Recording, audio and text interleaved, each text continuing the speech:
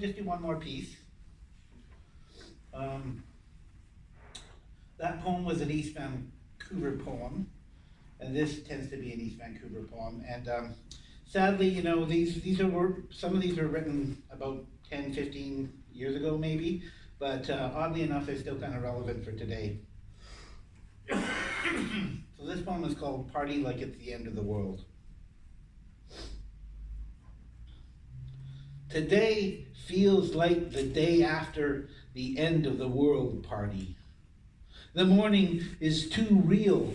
Sunlight chisels a landscape, honing detail razor sharp. Sound is like a phone book upside the head, and the breakfast joints are jumping with shaky fingers and pale faces kicking back cancer with caffeine chasers.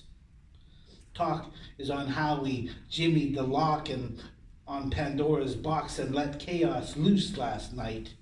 Whether we plan to live forever or die tomorrow, we carried on the same. We are people full of unfinished todays and indebted tomorrows, and last night it was to hell with it all as we bojangled along sidewalks of trouble, pushed by the moon and the gut emptiness of desperation and hard luck.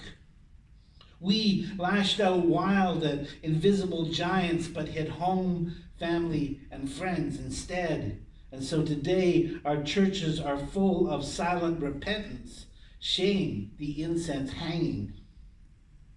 And our beds are full of fitful sadness sleeping, and we are afraid to wake to remember how we hurt the only people who ever truly took us in.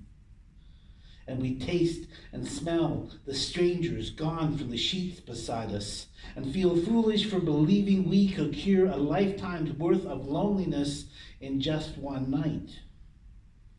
And the toilets are rank with red wine as a week of upheaval finally shows itself for what it is.